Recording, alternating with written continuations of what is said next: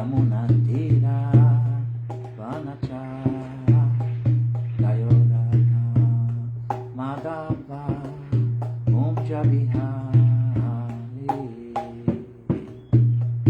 Jaya Gopi Janavalabha Girivaradari Yashodadandana Yajajana Yamuna Tira Vanacha Ayora Namadava Mumja Bihari Jayodada Madhava Mumja Bihari Jagadguru Srila Prabhupada Ki Jai. Granta Raj Srimad Bhagavatam Ki Jai. Hare Krishna, bom dia. Isso com o Rio de Janeiro, se conectando da transmissão aqui de mais uma leitura do Srimad Bhagavatam. Adentramos no quarto canto, capítulo 3, capítulo intitulado Conversas entre o Senhor Shiva e Sati. Vou ler os versos número 2 e 3.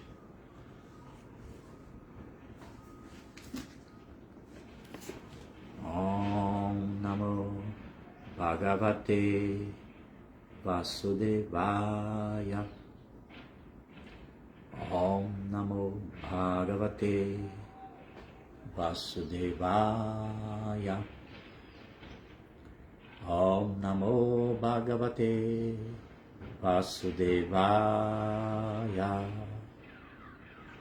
Narayana Namaskritya Naranchayva Narottamam Devim Saraswatim Vyasam Tato Jayanudiraye. Antes de se recitar este Srimad Bhagavatam, que é o verdadeiro meio de conquista, deve-se oferecer respeitosas reverências à suprema personalidade de Deus, Narayana, a Narayana Rishi, o ser humano supremo.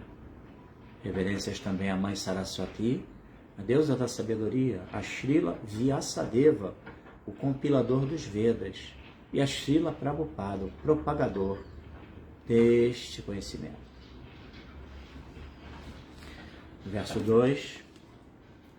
Yadabhishito dakshastu brahmana paramestina rajapatinam sarvesham adipatye mayo bhava. Tradução e significados dados por sua divina graça Bhaktivedanta Swami Srila Prabhupada Ki Jai.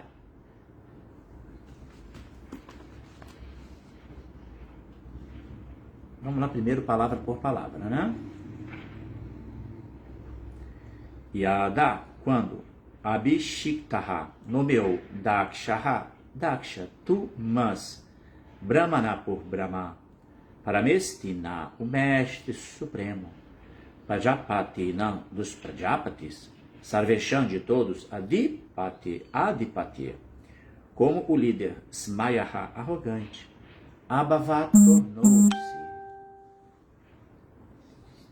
Com a tradução, quando o Senhor Brahma nomeou Daksha, o líder de todos os Prajapatis, os progenitores da população, Daksha tornou-se muito arrogante. Significado: Jai Srila Prabhupada.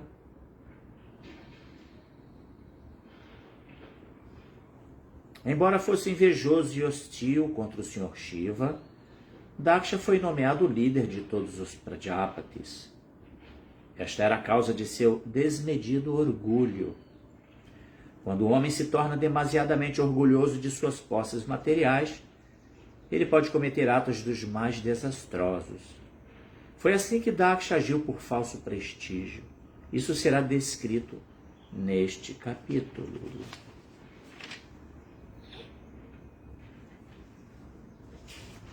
Fazer a leitura e comentários verso a verso. São só 2 versos, né?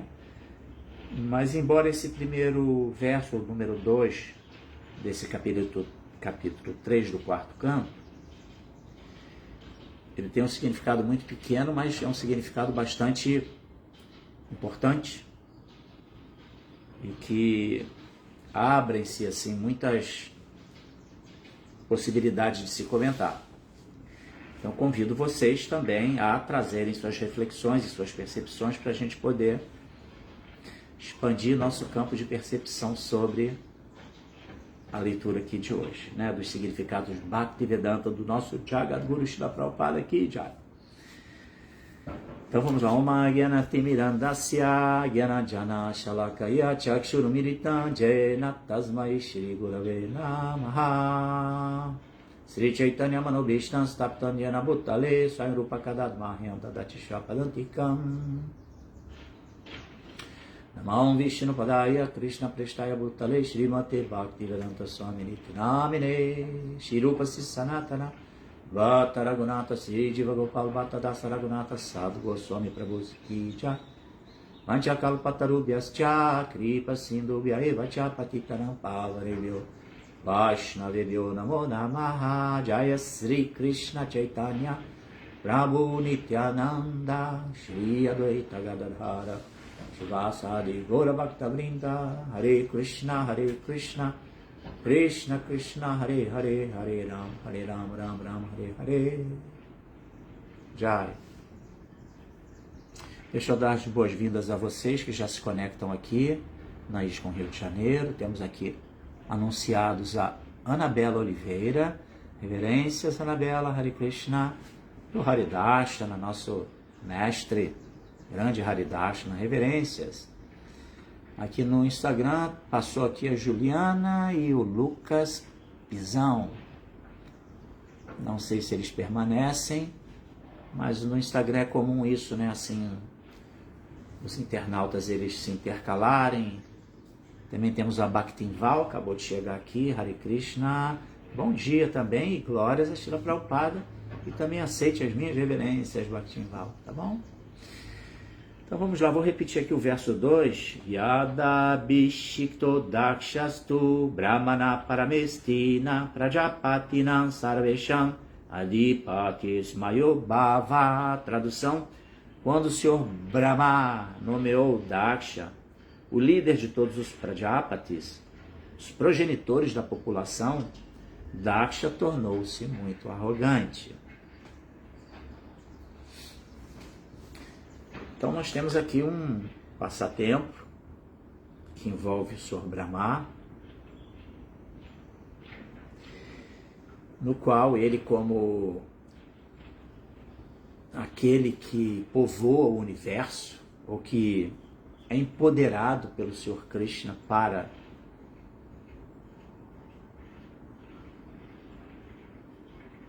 alocar as diferentes almas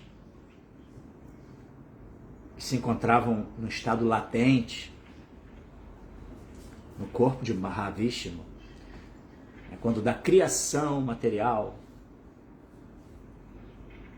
nesse processo de pulsar constante na manifestação cósmica material, no qual o mundo se expande, ele é criado, se expande, ele acontece, depois ele se retrai, e aí ele é aniquilado. Isso é eterno.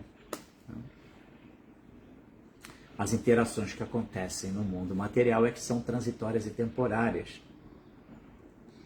E sempre que tem a criação, então o Senhor Brahma é esse, pode chamar de engenheiro supremo.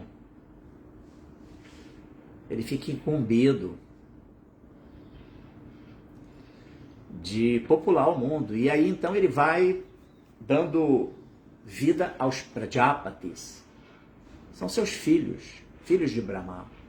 Um deles é Daksha, que vai ser um progenitor, um Prajapati, um progenitor, né, que vai auxiliar exatamente na geração de muitos filhos. E dessa forma, as almas que no momento da aniquilação foram absorvidas para o corpo de Mahavishnu, elas depois vão recomeçar suas vidas ali do status quo onde elas pararam. Cada criatura viva desse universo, todos almas espirituais, mas sendo alocadas em formas específicas de acordo com o background, né, o que ficou para trás. Também chegou aqui a Gisele Machado. Hare Krishna, bom dia. Então, e é interessante que mesmo os semideuses, eles que são assim, agentes do Senhor Supremo, imaginem, né, eles vão auxiliar o Senhor Supremo na administração de toda a manifestação cósmica. É um cargo assim bastante importante, mas que submete as almas que assumem tais posições a uma influência do ego falso. E que foi exatamente o que aconteceu aqui com Daksha. Ele foi encarregado da função de um Prajapati, não é isso?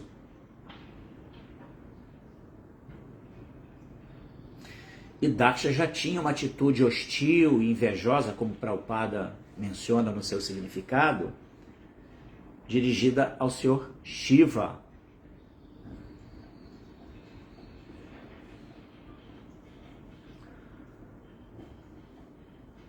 E isso se acentuou. Até porque Daksha, ele era o líder dos grandes sacrifícios, dos grandes yagyas. Sacrifícios, sacro, ofícios, né? Grandes cerimônias ritualísticas. Importantes para o equilíbrio de todo o cosmos material. Harmonizar todas as relações. Prezar a suprema personalidade de Deus como fonte de geração de tudo que existe. Então, encarregado dessa função, Daksha, assim, já se sentia muito importante. E a gente sabe que, dentro do aspecto integral de um ser, que deve ser muito bem compreendido por quem está na jornada espiritual, a gente tem que compreender, dentro daquele princípio, que é o pontapé inicial do cultivo da vida espiritual, né, a indagação filosófica, que se encontra lá no primeiro aforismo do Vedanta Sutra, que é o Atato Brahma Jigyasa. Deixe-me agora entender quem sou eu realmente, né? Quem sou eu? De onde eu vim? Para onde eu vou? Assim, são indagações essenciais e de suma importância para nós, almas espirituais que nos encontramos em formas humanas de vida.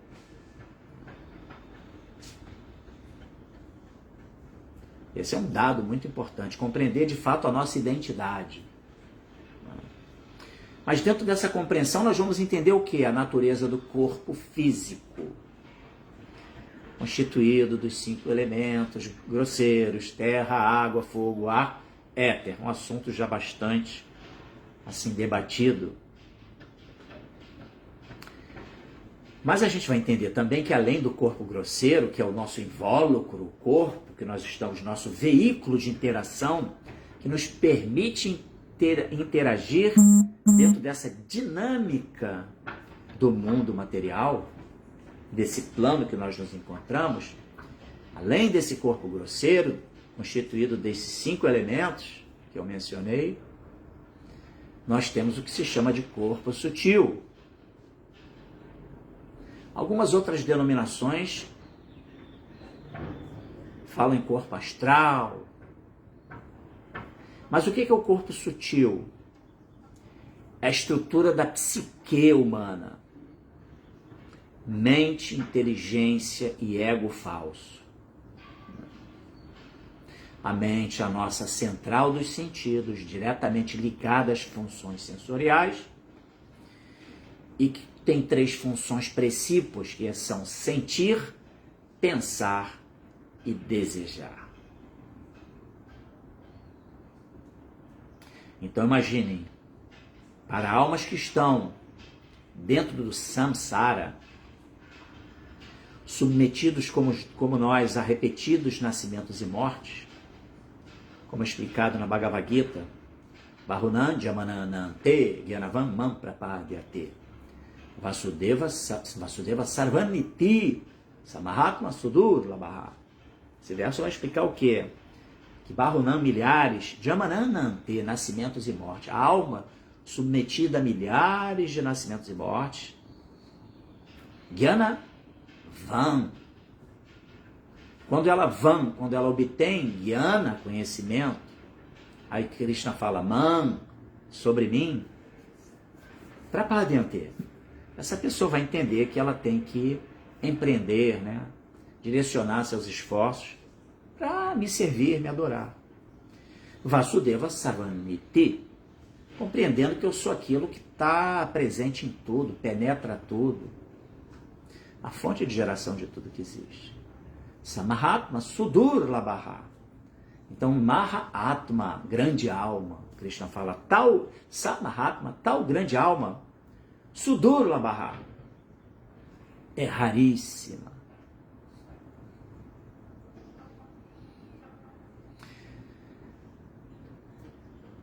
Ou seja, submetidos ao ciclo de nascimentos e mortes, aprisionados nesse cativeiro material, encarcerados no corpo, se pudermos compreender o aspecto sutil da nossa existência, essa psique que nos move, que nos impulsiona e que é o fator preponderante que vai nos aprisionar no samsara, devido à mente materialmente condicionada, tudo pode mudar a partir da compreensão do aspecto sutil que moldura as nossas vidas e a compreensão, como eu mencionei, do aspecto integral do ser, que inclui compreender a natureza do corpo, seus componentes, mas compreender um passo acima a mente, qual é a sua função, a inteligência e o ego falso. Entender cada um desses componentes que constituem nesse aspecto integral do ser, que ainda não nos identifica verdadeiramente, porque nós somos, além de tudo isso, a nossa natureza, ela é atômica, almas espirituais, a Diva Atma, Diva Tattva, essa é a nossa identidade, de uma natureza Satitananda. Nossa identidade, ela é Satitana, Sat eterna, Chit, consciente e plena de conhecimento, sim. E Ananda, naturalmente, bem-aventurados somos. Mas, aí sim, movidos pelo ego falso, que é esse componente, né? Porque a mente central dos sentidos, é ela que faz com que a gente se mantenha gerando karma, gerando expectativas de se encontrar a felicidade nesse plano de existência material, baseado no princípio da gratificação dos sentidos. Prazer sensorial. Lembram? A mente sente, pensa e deseja. Onde é que eu estou querendo chegar? Há vidas e vidas e vidas nascendo e morrendo nesse mundo, sempre dentro da perspectiva de ser feliz com base o quê? No prazer sensorial. Porque a mente impõe esse objetivo, né? Porque ela está acostumada a ser como central dos sentidos. Imagine, né? Ali um dos elementos mais grosseiros que é o corpo material, suas funções sensoriais, mais regidas por um HD, digamos assim. A mente está para nós assim como o HD para um equipamento, um computador, onde se armazenam as informações e passa a se agir com base naquilo que está ali já instalado, pré-definido. Então a gente vem de vidas e vidas e vidas numa jornada de eu vou ser feliz porque eu vou, de acordo com a gama de prazer que eu vou desfrutar nesse mundo. É a mente ali ditando as regras. Ela aloca a sensação de prazer, de qualquer tipo de prazer, de qualquer das nossas funções sensoriais, visão, audição, olfato, paladar, tato. A mente como sexto sentido, também tem essa denominação, né? Como a mente sendo o nosso sexto sentido, ela é muito poderosa. E aí a ferramenta da inteligência, que normalmente deve ser utilizada exatamente para desvendar a verdade, para se cultivar, para edificar a vida, compreender exatamente toda essa estrutura de um ser corporificado, para entender a sua natureza Satitananda. E, consequentemente, transmutar o ego falso para o ego verdadeiro. Na verdade, não é transmutar, é revelar o ego verdadeiro como almas que somos. Mama, Eva, Ansho, Diva, Loke, Diva, Bhuta, Sanataraha. Como Ansho, partes e parcelas. Mama, Eva, de Krishna. Mama, Eva, Ansho, Diva, Loke. Almas corporificadas nesse mundo, mas partes e parcelas integrantes de Krishna. Imagine, né? A inteligência, ela tem essa função, entender que, na verdade, todo o nosso movimento nesse mundo, que está baseado na gratificação dos sentidos, ela se deve a um elemento ali mais grosseiro, chamado mente, um componente mais grosseiro chamado mente, que está atrelado aos sentidos, às funções sensoriais e que dita as regras, que conduz a vida de 90 e tantos % da população que se encontra aí corporificada. E a inteligência fica submissa aos ditames dessa mente poderosa. E, consequentemente, não identificamos, lá dentro do primeiro aforismo que eu mencionei, quem sou eu, de onde eu vim, para onde eu vou. Quem sou eu nessa história? Muito interessante isso, né? A mente muito poderosa.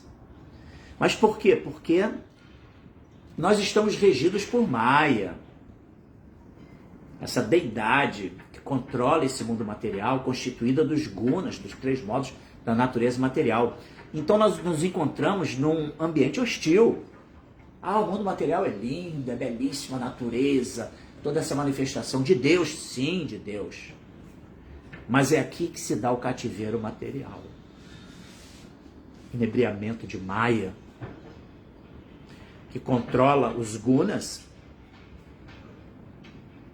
e que, através da sua ilusão, faz com que nós fiquemos presos nesse mundo sem desvendar a nossa verdadeira natureza,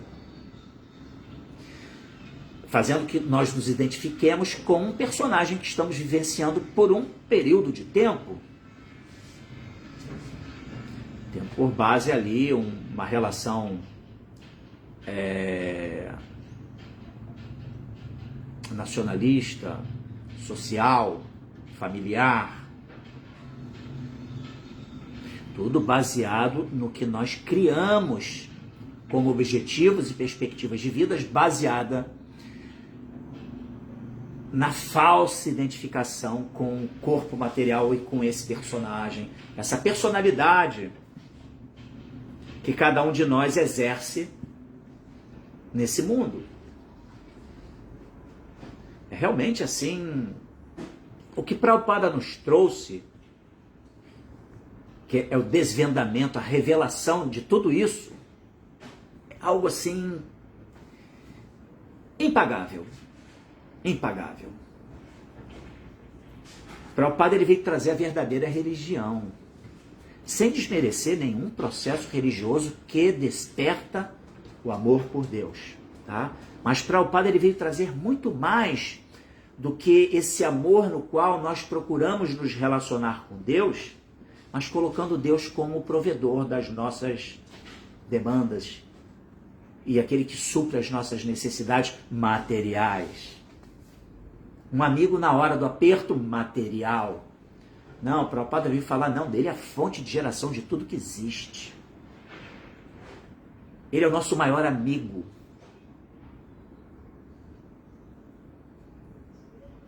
E a nossa relação com ele não tem que estar nessa dinâmica invertida de Deus me sirva. Não, eu quero te servir, Deus. Então isso foi o que o Prabhupada trouxe para a gente. E somente com esse tipo de atitude é que Krishna vai efetivamente se revelar, para permitir que nós superemos a influência dos gunas e superar a influência do ego falso, esse elemento sutil, mais sutil de todos, que vai regir as nossas vidas com base na equivocada percepção de que a felicidade é encontrada baseada na gama de prazeres sensoriais que iremos desfrutar nas nossas vidas. E que é o grande aprisionamento. Então, indo ao ponto específico de Daksha, inebriado com a sua condição de um Prajapati, nomeado pelo Senhor Brahma, isso é muito comum. Eu me recordo, quando eu era jovem, ali frequentando a praia, aquela turma do surf, do futebol, então sempre tinha as peladas no final da tarde, então tínhamos aquele grupo de amigos, e éramos muito assim, irreverentes, uns com os outros, simples, né, num relacionamento simples de amizade. Aí um desses amigos, ele, pela graça de Krishna, conseguiu passar num concurso para o Ministério Público. Isso foi muito interessante, porque eu percebi isso, eu ainda não era um devoto de Krishna, ainda não tinha a compreensão desse elemento, dessa decodificação da estrutura integral do ser, para entender a influência do ego falso. Mas esse amigo, ele passou no concurso para Ministério Público. Imediatamente após ele passar, ele se transformou, entendeu? Ele se despiu daquela irreverência, ele até sumiu do grupo. Claro, eu acho até que uma pessoa que exerce uma função dentro da sociedade, dependendo do setor, né, da sociedade, ela tem que ter um certo... se preservar. Né? Mas não se tratava do caso. Né? Ali, ele mudou completamente de postura, se tornou uma pessoa assim, nariz empinado. E até quando eu encontrei uma ocasião, fui cumprimentá-lo, ele foi assim, como que se, meio que, quem é você? Bem interessante. Na época eu até fiquei um pouco assim, chateado, falei, pô, não entendi nada, o cara, o que é isso? Mudou? Mas mais tarde, né, podendo estudar, pela graça de Srila Prabhupada, estudar as escrituras reveladas, com os significados de Bhaktivedanta, aí eu agora remeto, né,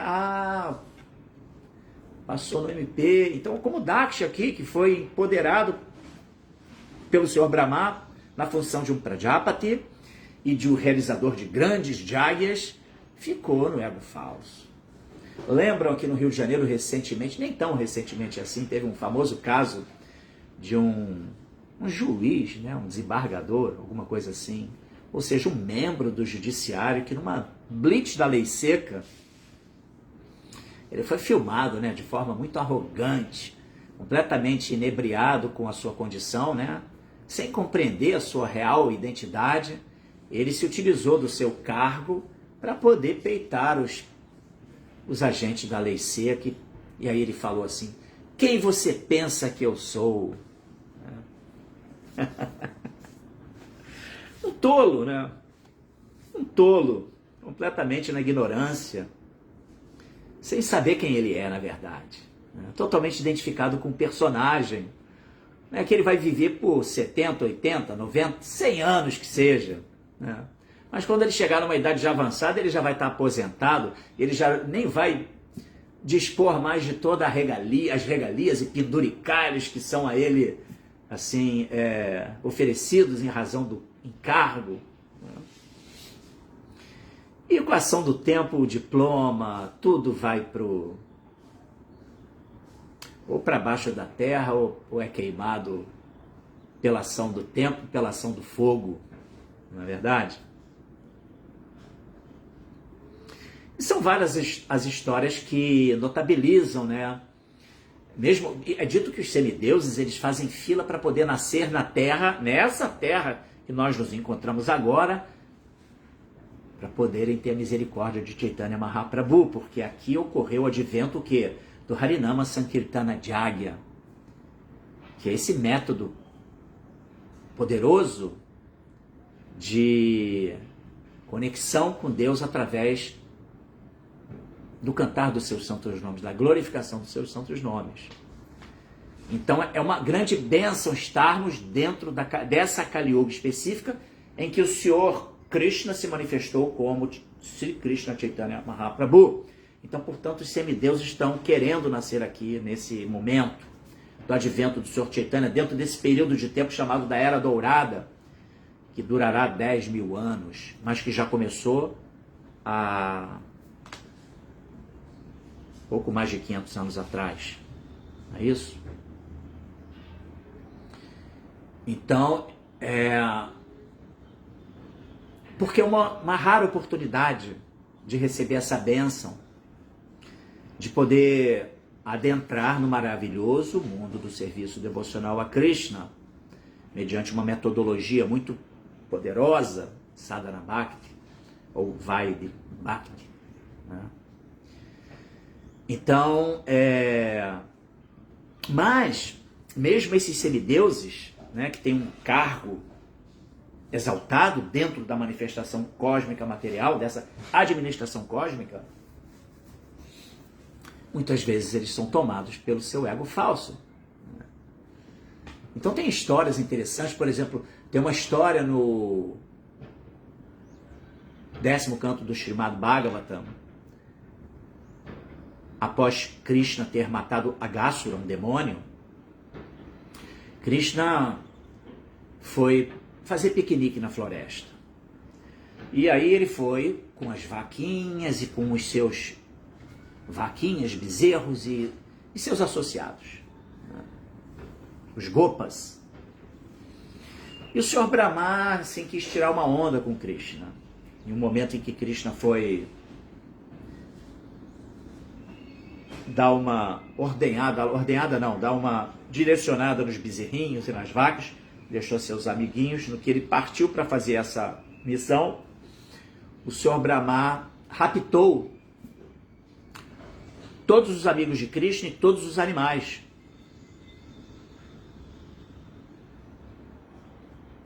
Querendo assim testar quem é esse Krishna aí, entendeu? Esse é um episódio ocorrido no mundo material, né? Mas Krishna imediatamente, como sendo a fonte de geração de tudo que existe, Aham Sarvasya Prabhavo Mata Sarvam Pravartate, Srimad Bhagavatam, 10º capítulo, verso 8, ele fala ali: eu sou a fonte de geração de tudo que existe, tudo emana de mim, os mundos materiais, espirituais. Em última análise, ele é o conhecedor de tudo. E aí ele entendeu: o Senhor Brahma está querendo pegar uma peça em mim. E o Senhor Brahma pegou todas essas entidades vivas e deixou elas no estado latente, né? Mas aí o que Krishna fez? Ele se multiplicou na quantidade de gopas, de vaqueirinhos, dos bezerros, das vacas, e continuou executando ali os seus passatempos da mesma maneira.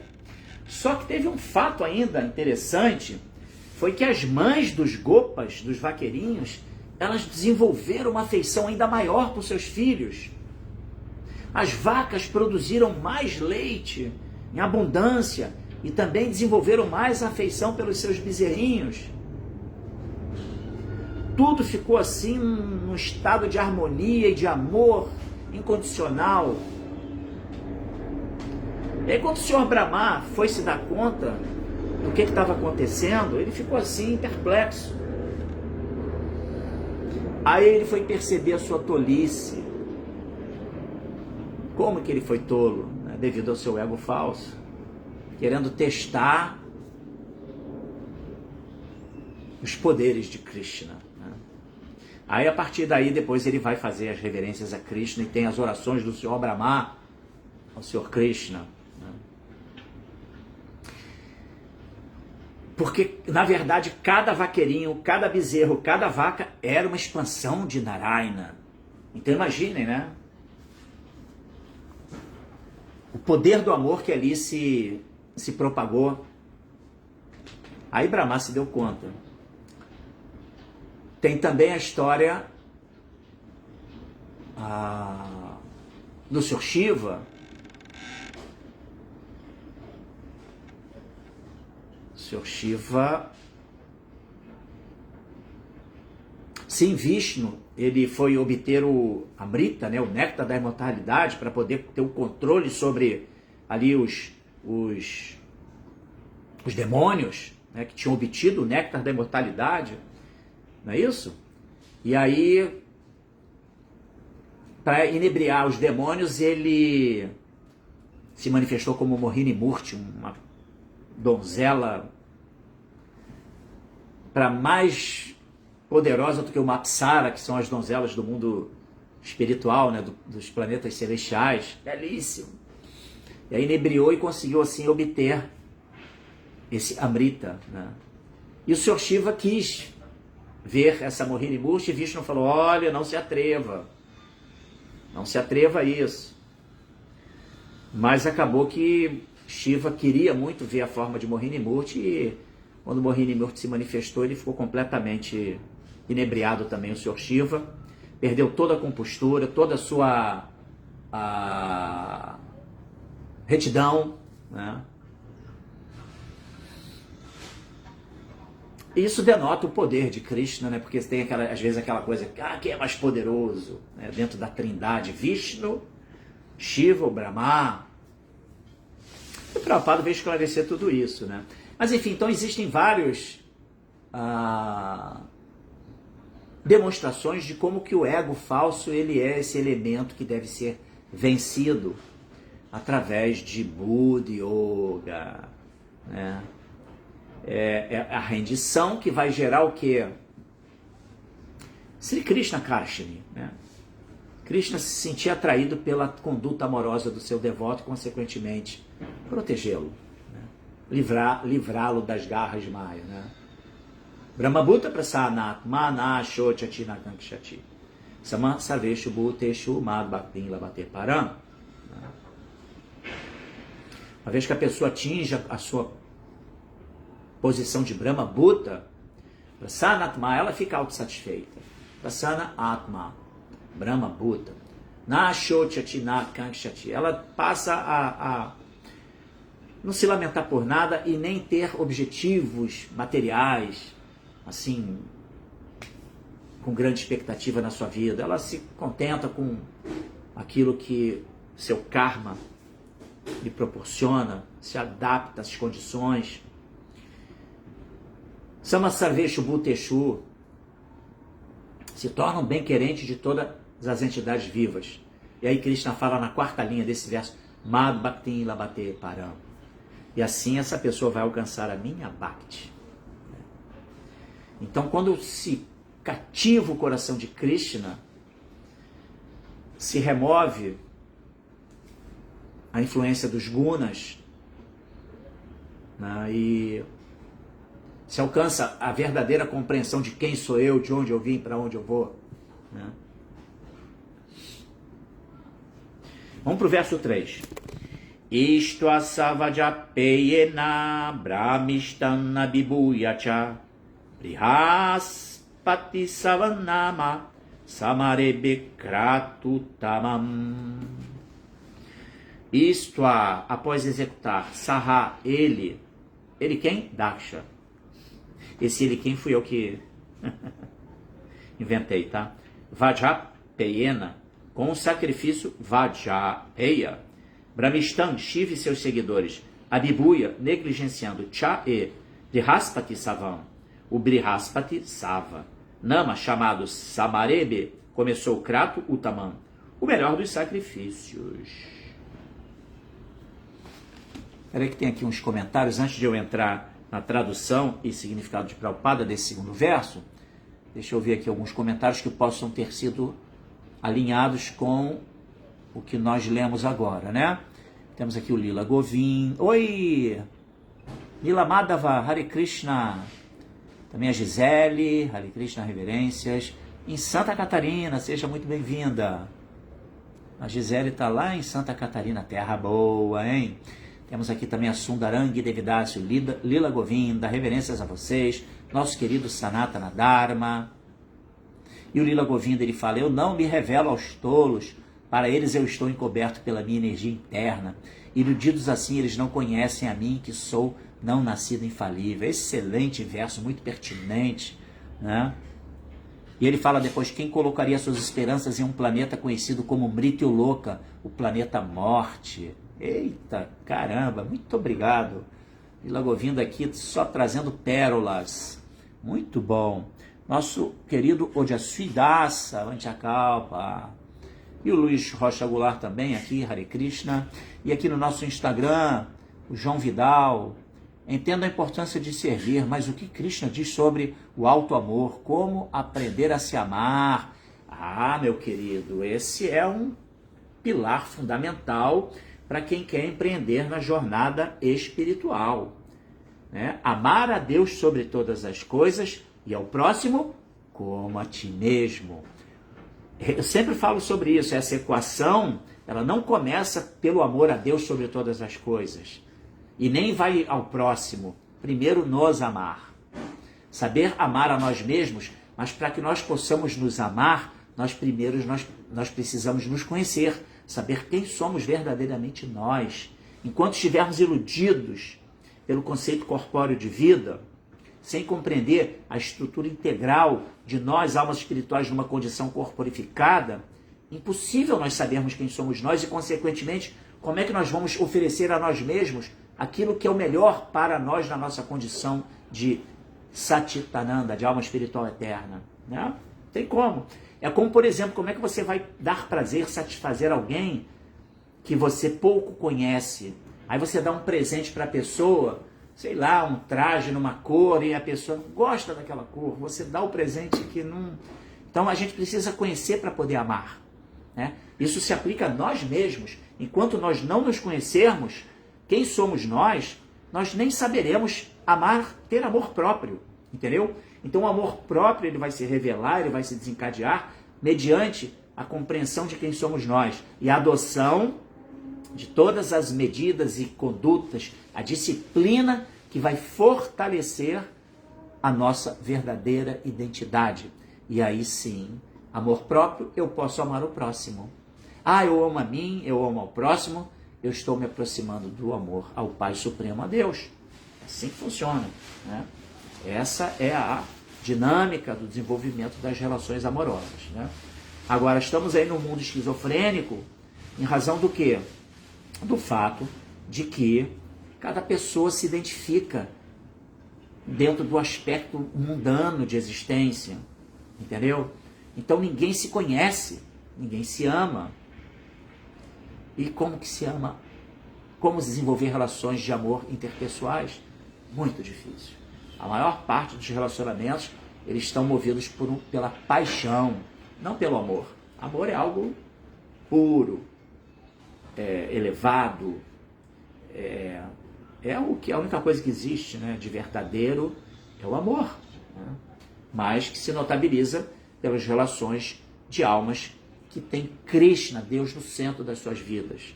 Se não for assim, um abraço, não tem como.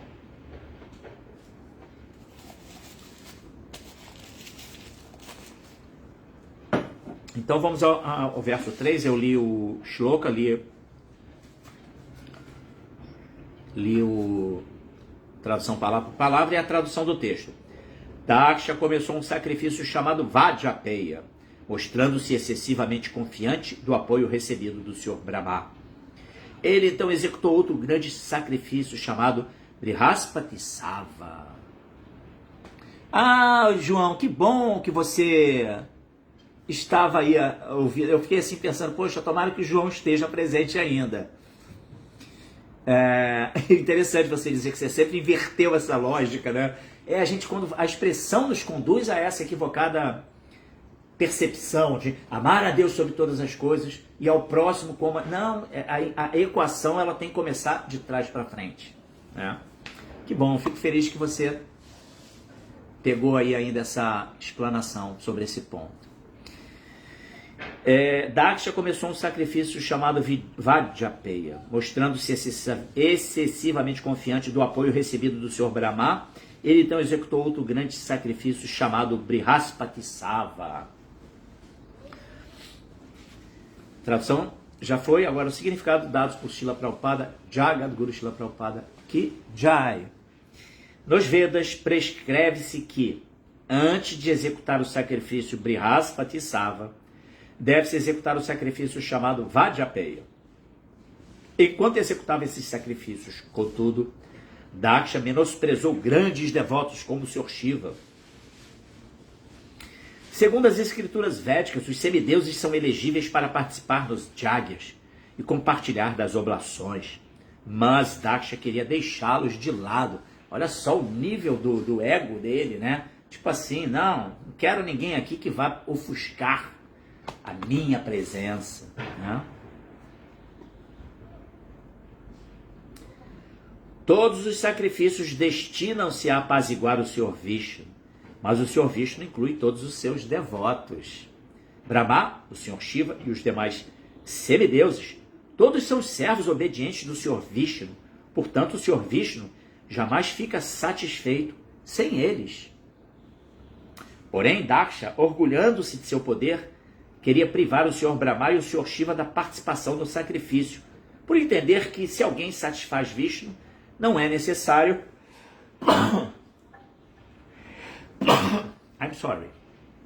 Não é necessário satisfazer seus seguidores, os seguidores de Vishnu, né?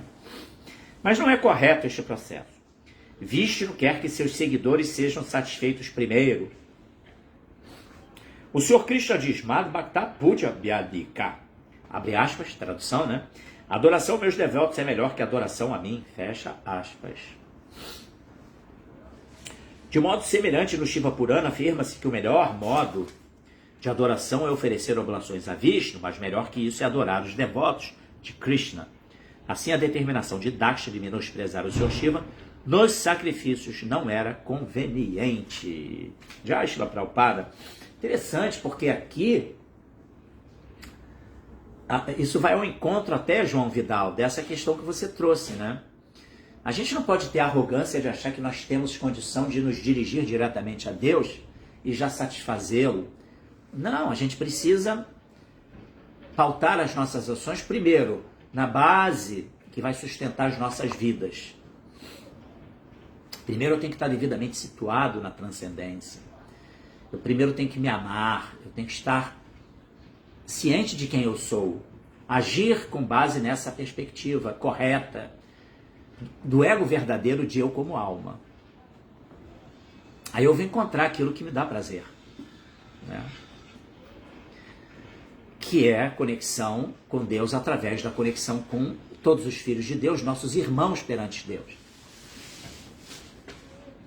E aí se cativa Deus através do amor que é intercambiado entre seus filhos, né?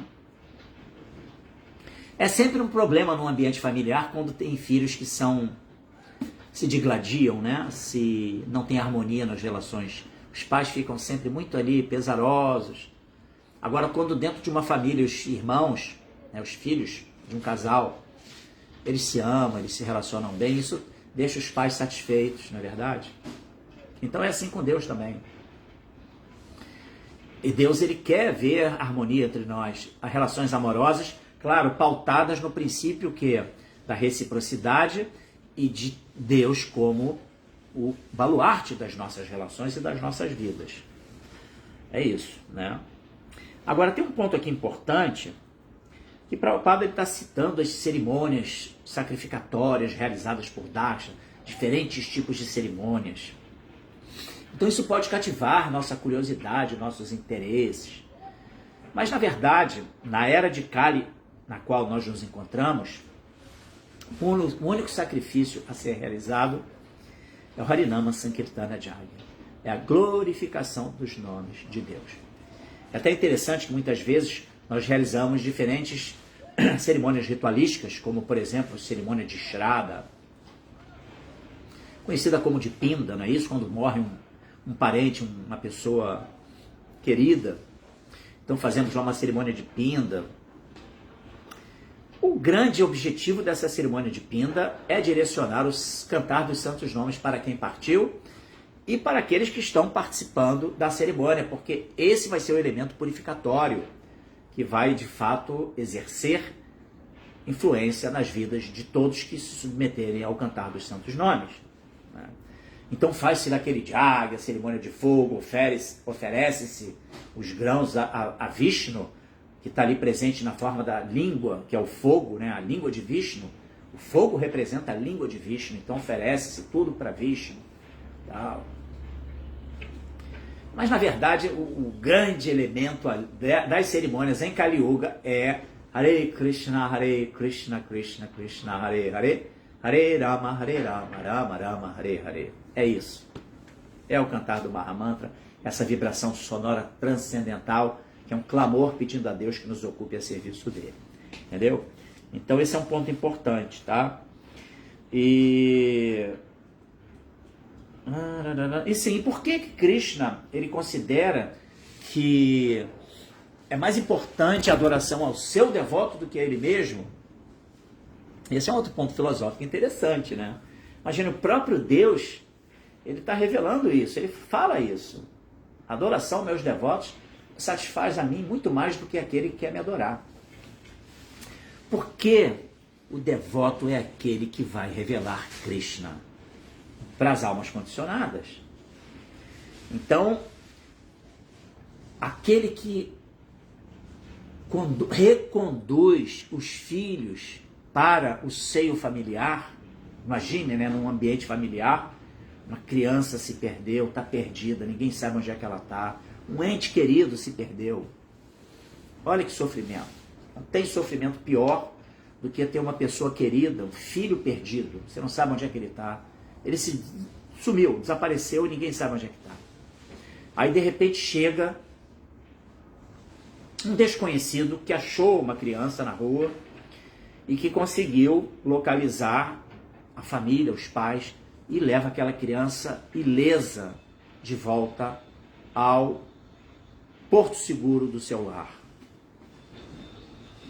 Não tem, assim, gratidão maior do que a de um pai e uma mãe que tem seu filho reconduzido ao ambiente familiar depois de ficar por um período perdida por aí. Então, aquela pessoa, um desconhecido, vai ser muito querido para essa família. Então, da mesma forma, Krishna, ele ama, ele é completamente, seu coração e sua mente são conquistados pelos devotos que estão fazendo um trabalho de reconduzir nós, almas caídas, que nos encontramos nesse mundo, de volta à conexão com Krishna. Então, por isso, Krishna preza mais aqueles que adoram os devotos de Krishna do que aqueles que querem adorar diretamente Krishna. É por isso, porque o devoto revela Krishna. O devoto é aquele que está levando de volta os filhos de Krishna para o seu abrigo. Tá bom?